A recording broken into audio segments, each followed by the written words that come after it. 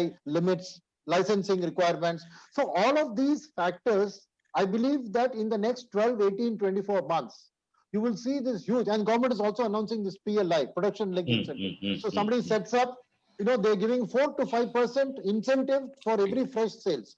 So I believe that the second leg of India's capex cycle will be driven by the foreigner, because the foreigner, the factory is setting up. Only an Indian company has to build the factory. Correct. So cement, steel, production, capital goods. So that will be the second leg of the capex. Now the third leg is the private sector, and I said 4 legs. So private sector, there are 2 types of capex. So there is something called a greenfield capex and a brownfield capex. So what is brownfield is debottlenecking. So you will find that you're working 2 shifts. To make it 3 shifts, you will have to put in certain additional machinery. The slowest link in the chain has to be strengthened. So that will start.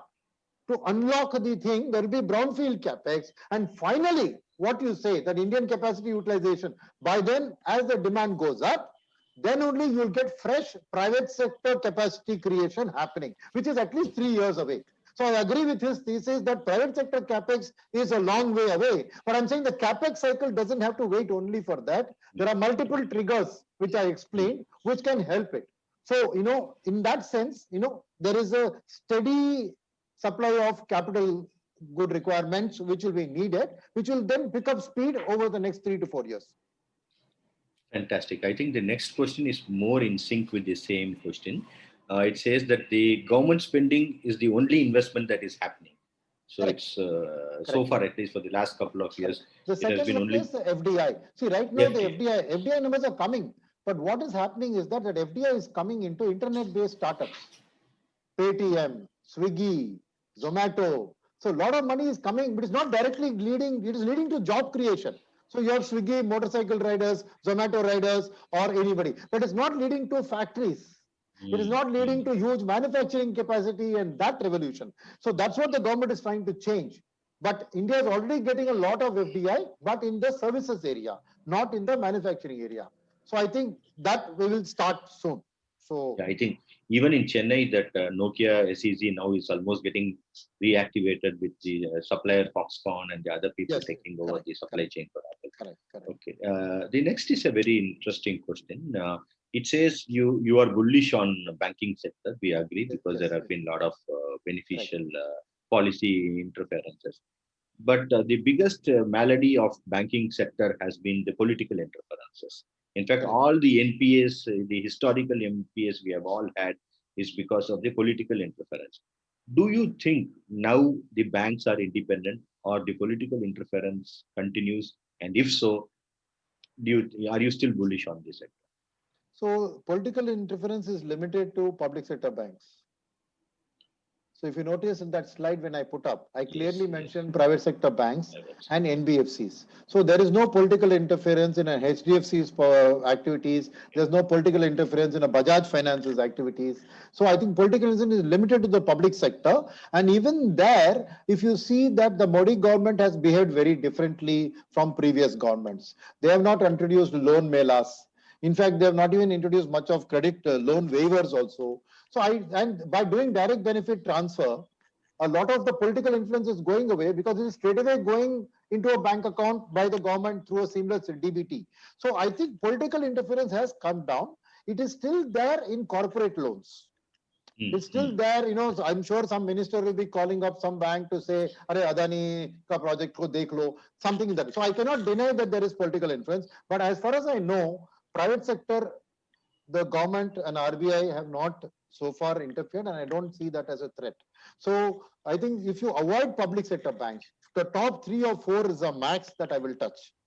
Otherwise, I will not touch public sector banks, because of the funny thing is, first, they have got these historical political interference loans still there. Second aspect there is that they are not professional in their assessment. The quality of the loan assessment is still not great. Okay. Third thing is that I'm worried about is the bank mergers. So even if I pick a good public sector bank today, some bad public sector bank will be merged and that good will become bad. So I'm scared to touch even a good bank today. In fact, it's a better bet to touch a bad bank because government will not allow it to fail. Someday it will get merged into a good bank. So as a long shot bet, you can just do it like buying a lottery ticket. You can buy a bad public sector bank. But the good publicity bank is a greater risk because of the fear of the merger. Because government has been very clear. They want only 3 or 4 or 5 large size, globally competitive public sector banks. So what happens to all the uncompetitive banks? Somebody has to merge it. No. So that's why I generally in my portfolio try to avoid the public sector banks. Maybe a limited top 2 or 3 because I know that they got a lot of cheap current account saving account balance. They get a lot of government accounts also where they make some money. So the top 2 or 3 public sector are okay. But so whatever he said about political interference, I recognize as a very valid point, but it's largely limited to the public sector institutions. So in the same banking sector, in the lending sector, there are a couple of questions. In the recent time, we have seen almost 2 to 3 banks fail, and 1 or 2 finance companies fail. And the culprits seem to be both poor, internal mechanisms and also credit rating agencies being at fault. Do you feel that even in the private sector space, the cleanup has happened, or it's still there's a long way to go? So I think that private sector itself, there are, you go to segregate it. There are cooperative banks which are poorly run. Correct. That's There right. are regional rural banks which are poorly run. That's right. Right. There are, I think, microfinance lending companies which are not well run. They just look at the high returns and they don't have And proper then systems. Right.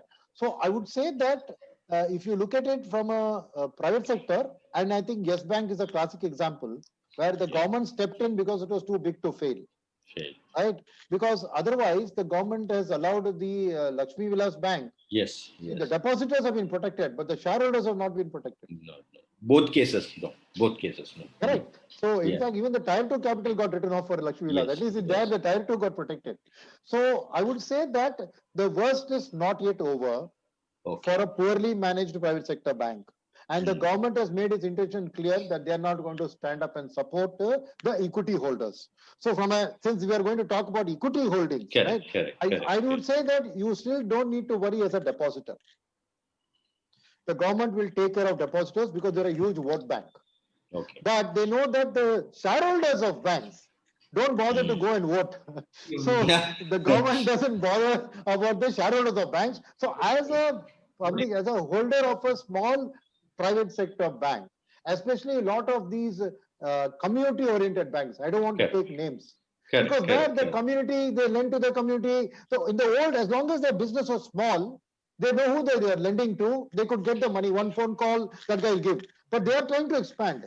But without the proper systems, process of running a bank, when they try to expand too fast, Lakshmi Vilas Bank being a classic example. Correct, correct. That's where. So there is still a risk. And I would say that if you are looking at buying these banks as shareholders, I would say stay away. Stay away, stay away. Okay. And next is more towards the mutual fund industry, but on the same lines of lending. The credit risk funds, which were once the darling of mutual fund investors like us, now seem to be in a very battered shape. You still feel that sticking on to credit risk fund will pay off, or even now it makes sense to shift? See, I think that there is still risk there. And Yeah. I'll tell you the reason for that.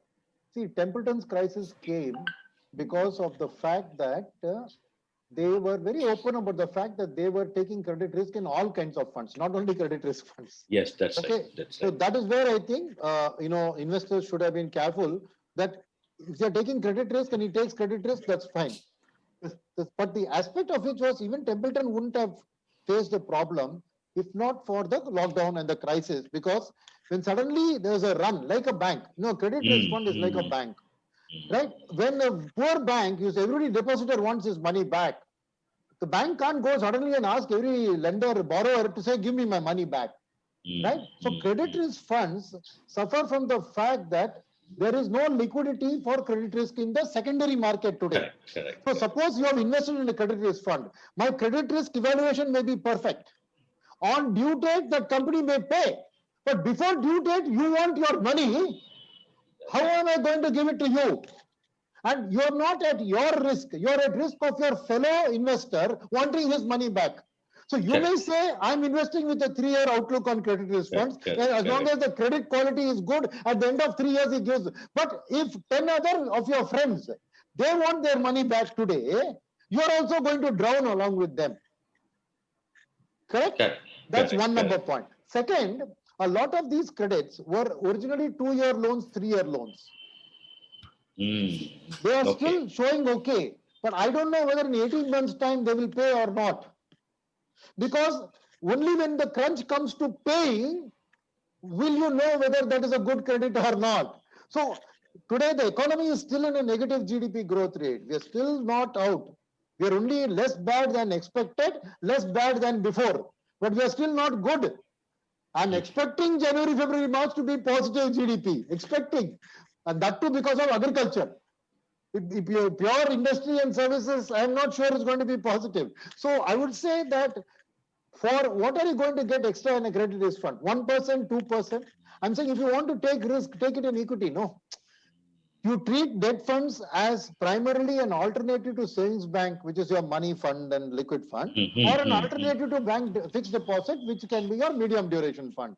But the purpose is only to have safety money.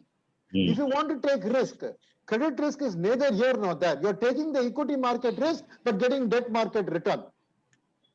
Yeah, I know. So what Why? is good today? Yeah, what was good yesterday is bad today, but hopefully it doesn't become ugly tomorrow. Correct. So that's what I would say. So I would say the role of an advisor is also critical here to help evaluate the portfolio. So don't go blindly by past returns.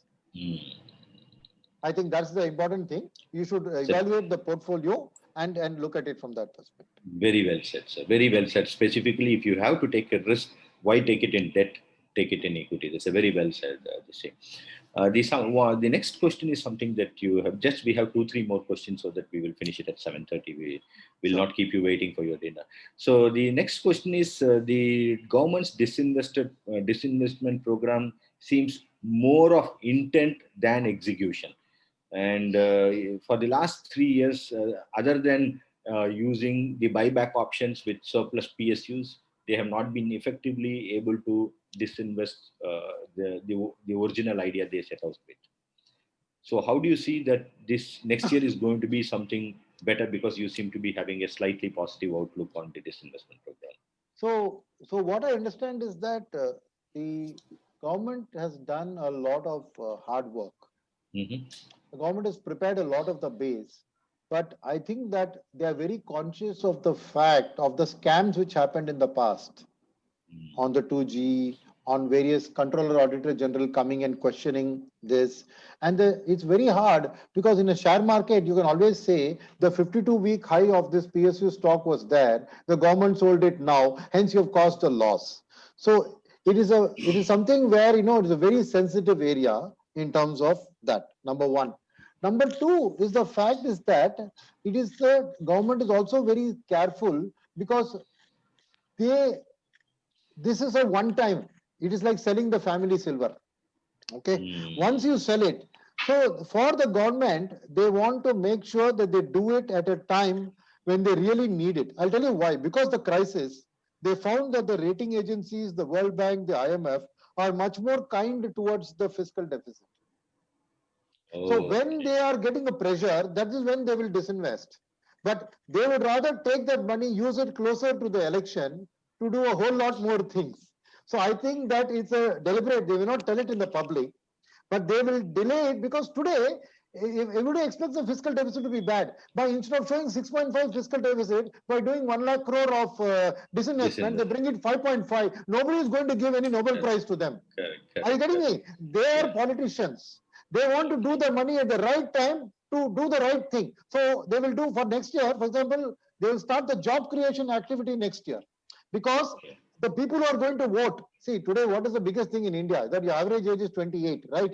So the composition of the voting population, because of the voting age coming down to 18, job creation is the most important thing because these first time voters, the youth, will come and vote based on that. So the government is, I think, in my mind, is wants to time this disinvestment to use it to launch these job creating mega infrastructure programs, which will pay off when the voter is coming to vote in terms of a feeling that this government is doing a lot about jobs. Today, in a crisis, you take that money, it is like a bottomless pit. How much ever you put, people are going to be unhappy because their life crisis has made their life unhappy. No point in throwing good money after bad. Bad. So I think the government is being very smart and not doing it and pushing the rating agencies to the maximum. In the next year, in the budget, they will plan a huge disinvestment. But what they will do, and the other thing which I want to tell about this government is last year's budget policy document, if you see, they had a huge LIC disinvestment, they put, Correct. but and they had an expenditure to match it. Correct. What have they done? They've cut down the expenditure. Government And cut capex, they down. completely cut it out. That's how they managed it. So what I'm saying is, when they don't intend to spend on capex, why go and do disinvestment? So I believe that next year they will announce it again in the budget, but whether they actually disinvestment will depend on whether they think the time is right where they can get the corresponding foreign funding. You notice that for infrastructure, for sovereign wealth funds, they are given the dividend waiver, the income tax waiver, and DDT waiver. Correct. So they want, along with the government money, they want foreign capital to come in. So it has all to come at the same time. Because today, if they just do the disinvestment, that money will disappear because all the ministries will go and ask for us for their pie and take it away. So I think that there is a method to the madness. That is, it appears the government is not doing anything. But I know at the ground level, when I talk to these foreign stockbrokers, each one of them has been engaged by the government in detail for LIC disinvestment, for BPCL disinvestment, for everything they've engaged. They have the paperwork, everything ready. Timing wise, the only one problem which they are not able to solve is the Air India disinvestment, because it's a totally loss making entity. That's one thing they want to do. Even that they're not able to do. But all other disinvestment is not a problem. BPCL, everybody is in line to buy that company. So they just want to time it. That is my reading, that this financial year it will not happen, because this is already, see, when I know I'm going to fail in the exam, whether I fail by getting 10 out of 100 or 25 out of 100, I have failed. No. So this year there is no need to do anything like that.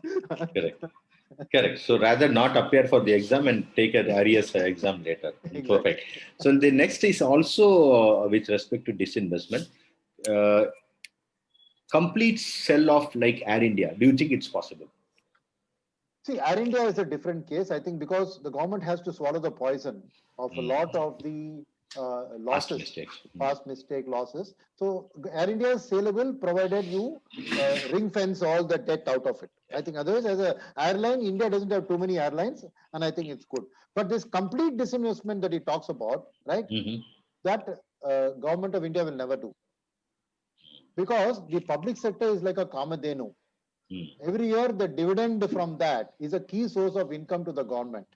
So government will do disinvestment, they'll do partial privatization, but unlike a Margaret Thatcher, who sold British Airways, British Steel, British Telecom, British Oil, everything she completely privatized.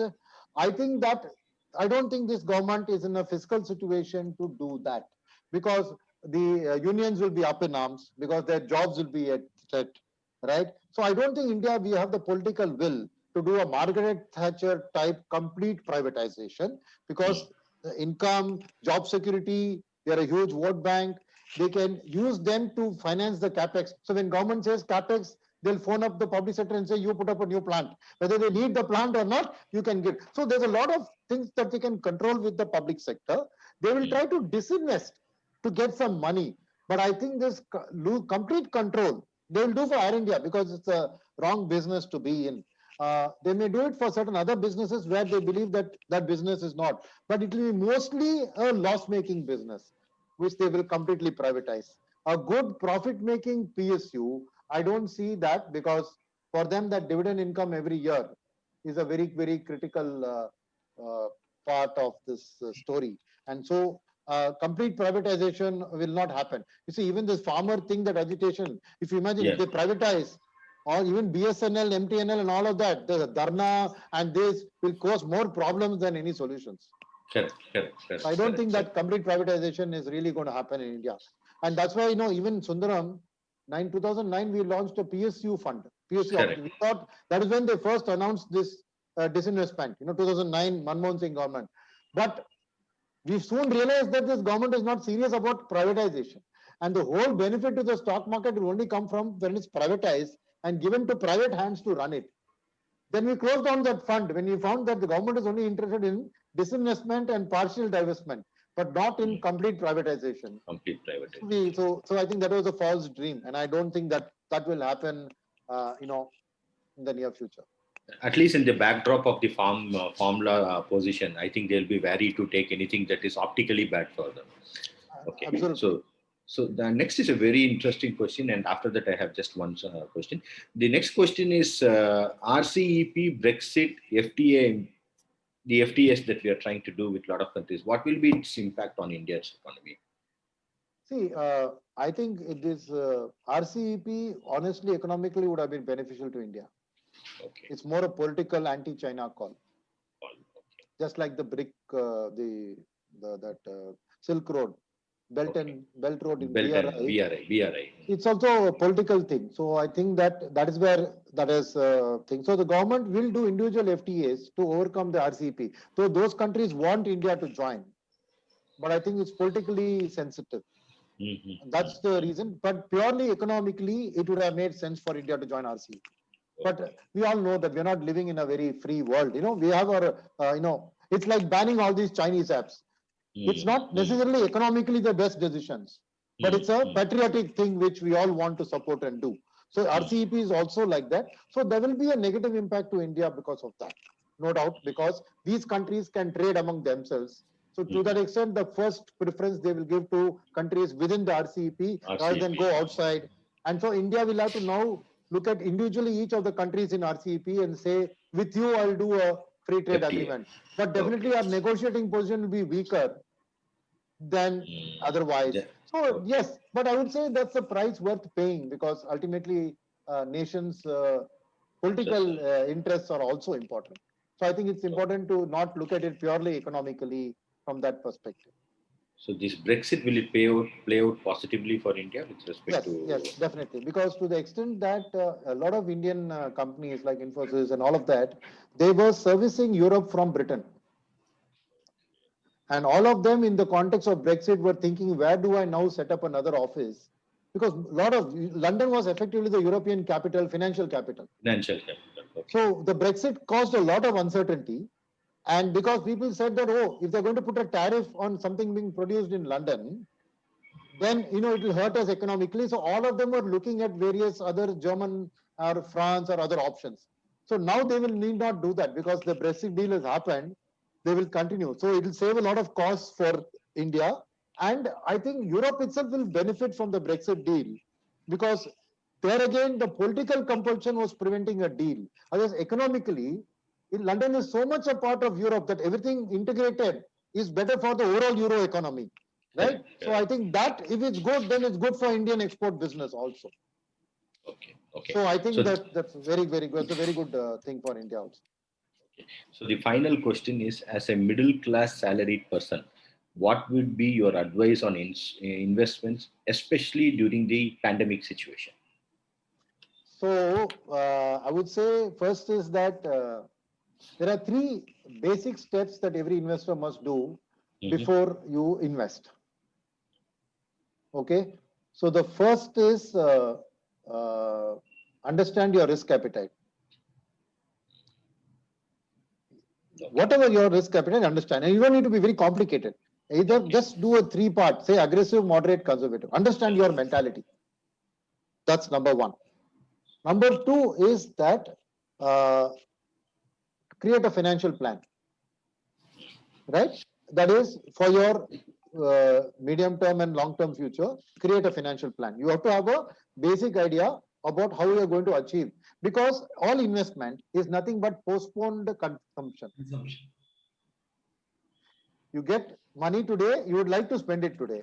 You're not spending it today because you want to spend it tomorrow for a much better thing. If I can buy a Maruti car, I want to buy a Mercedes car. Correct? So all investment is postponed consumption. But postponed till when is what your financial plan should tell you. When do you want to buy that Mercedes? When do you want to go on that foreign cruise? When do you want to retire? When do you want your daughter to be married? When do you want your son to go to abroad for an education? So the second step is to have a financial plan where all your future dreams, your financial dreams and aspirations must form a part of that. That's the second. Third aspect is that you do goal-based asset allocation. So suppose in 5 years you want to upgrade to a new higher car, right? That is a goal, right? And you do an asset allocation to suit that goal, right? And so now having done these three things, right? The fourth thing is that every single investment decision should have a goal in behind it. Every single. Whatever you do, whether it's SIP, lump sum, individual, every mutual fund or every stock you buy, and it is important that you record it and capture it at the time of investment. Because we all are very frequently changing the goal post. When you put our 10,000 rupees, you say, if you get 5 lakhs, I'll be happy. When it's approaching 5 lakhs, you say, I want it to be 25 lakhs. You keep changing the goal post. That's a human nature. You can't prevent yourself from behaving like that. So the important thing is, when you make the decision, you write it down in a paper, write it down in your iPhone, iPad, somewhere you capture it, right? Then once you do this, you step into the era of investment, right? Then in a pandemic or non-pandemic, right? Once you follow this disciplined process, right? The final step is whatever you choose, your investment policy, when your goal is reached, you have to ruthlessly liquidate your investment. Ruthlessly. You should not. You should take out the paper and say, okay, I wanted this 1,000 to become 50,000. Do it. And when you set your goals, you set over-ambitious goals, right? Don't undershoot, right? Set it. If you are putting 1 lakh, you say, I wanted to become 100 times 1 crore, whatever. But be clear, because sometimes the market returns numbers like that, and that's the moment you let the opportunity to slip. When you do this, then this pandemic doesn't matter, because what a pandemic does is that it leads to a artificial correction in your journey towards your goal. So then you will look at the pandemic as a method to actually buy more. But the problem is, if you have not done all this that I said, when the pandemic comes, you panic. Whereas the right approach is that, look, I have a goal for each. When you do an asset allocation, you assume that an asset class will give a certain return. So in debt, you'll expect 6%. In liquid, you'll expect 3 to 4%. In equities, if it is small cap, you may expect 15%. Large cap, you may expect 12%. You will have your own thing. With the help of your advisor, you'll have a certain formula. But in every one of these, you know that buy low, sell high is the basic mantra of the market. So when something is low, go and bloody well buy. Correct. The only qualification is if your goal is coming at the time of the pandemic. Correct. Then you are stuck in a situation, right? Because you need the money now. Your daughter's wedding you planned 10 years back. Today pandemic has hit. That is an unfortunate situation, to which what the pandemic has taught me is always give yourself a 18 to 24 month cushion to your goal. Don't wait till the extreme last moment to liquidate. Cut it out, your position in your goal 18 to 24 months before, and then move it into a liquid fund, move it into a bank savings account, whatever your comfort zone.